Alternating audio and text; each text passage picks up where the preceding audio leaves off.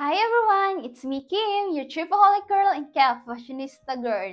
And yes, for today's video is ituturo ko sa inyo paano gumawa ng pattern gamit lang yung sarili nating katawan. Sarili nating sukat, kasi syempre, sarili mo natin tong katawan. So, hindi tayo gagamit nitong manikin at hindi rin tayo gagamit ng pattern drafting. Pero, ang gagamitin lang natin, itong ating marker at saka itong ating masking tape. So, maghanap ka ng masking tape na maganda yung quality ha. Itong ginamit ko is from Best Buy masking tape kasi sobrang dikit niya and pag ito yung gagamitin mo, makukuha mo talaga yung tamang sukat para sa gagawin mong pattern.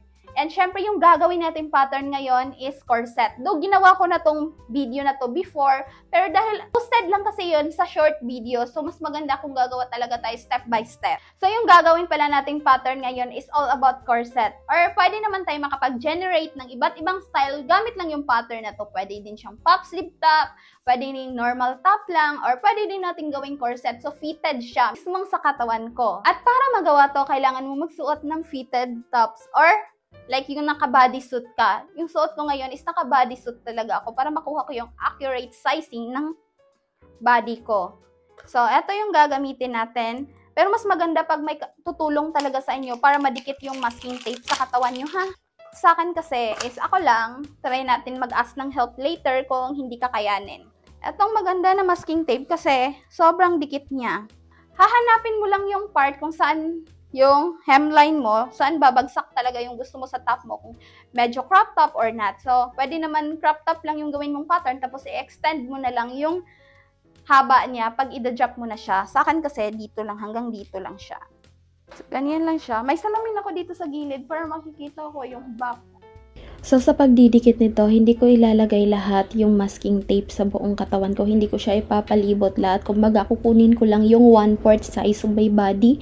So, ganun talaga yung way para makuha ko lang yung pattern na nais ko. Then, also, nag-ask na rin ako ng help kay Boy P kasi mahirap talagang magdikit ako lang mag-isa.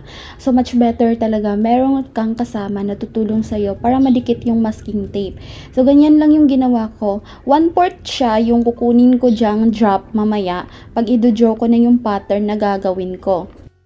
At isa lang din to sa pinaka-basic na gagawin nating pattern kung hindi ka marunong mag-drop ng pattern sa pattern paper. Next is i-mark natin yung gagawin natin. Hanapin natin yung center fold sa front.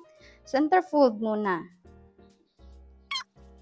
Para magkaroon ng accuracy sa gagawin mong pattern, hahanapin mo yung pinaka-center. Tapos, i-drop mo na lang yung desired na style na gagawin mo. So, nagpatulong ako sa back kasi mahirap talaga pag ako lang mag-isa yung gagawa.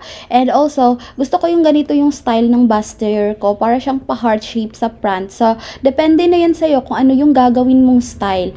So, kailangan talagang merong mag-a-assist sa'yo. I-guide mo na lang siya. And if ever, meron namang mga lampas-lampas dyan sa mga dinadrop mong pattern, pwede mo naman yang i-correct mamaya pag ididikit mo na sa pattern paper. So, ganyan lang yung ginagawa ko.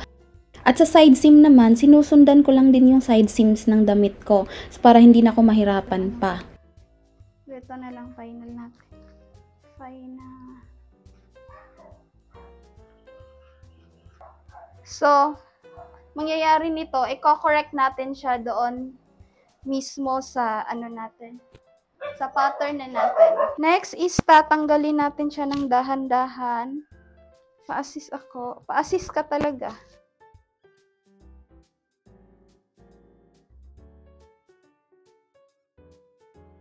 Ano yung pattern natin?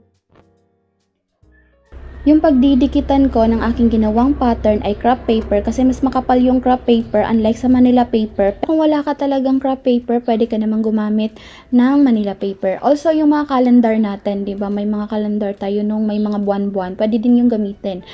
At ngayon, kinokorek ko na lang yung mga ginawa kong pattern para pantay talaga yung nagawa nating pattern para sa ating top. So, ganyan lang siya ka-easy.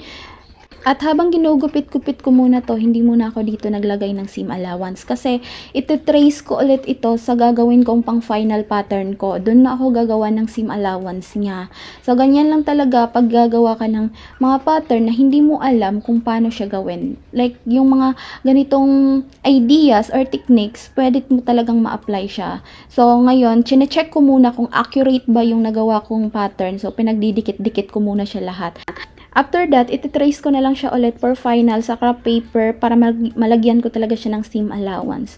Mas maganda kasi talaga pag may seam allowance na yung gagawin mong pattern for accuracy talaga sa gagawin mong pagtatahe ng top mo. At ang kinagandaan sa style ng top na to is pwede mo siyang gawing corset, pwede mong gawing sexy top, pwede mong lagyan ng sleeve, pwede mo din gawing top sa gagawin mong gown, cord. So, syempre, kung skirt or cords yung gagawin mo, like skirt na lang talaga yung kulang, diba? Sas madali lang naman gawin yung skirt. So, ito lang naman minsan yung pinakamahirap talaga na part. So, ang dami mong pwedeng ma-generate talaga na pag-restyle sa ginawa mong isang top na to. And kung worries ka talaga na crop top siya masyado, pwede mo namang i-extend yung haba nito. So, mag-a-add ka na lang dyan kung ilang centimeter yung i-add mong hemline yan. Kumbaga, yung babagsakan or length ng magiging top mo, ganon. Then after that, gugupit-gupitin na lang natin to. So, ganyan lang. So, may seam allowance na siya. Ito na yung final natin na pattern. And yung pattern natin na nagawa, yung isa, pwede pa naman natin yung makip as reserve. Just in case mapunit yung isang pattern natin. Itong final pattern na ginawa natin. So, kung meron kang gagawing adjustment, pwede mo naman gawin dito na mismo sa pattern. And depende na yan sa'yo kung ano yung gusto mong gawin. Pero nagbibigay lang talaga ako ng ideas na ito yung pinaka-basic talaga or easy na technique kung gagawa ka ng pattern sa mga gagawin mong mga corset or tops.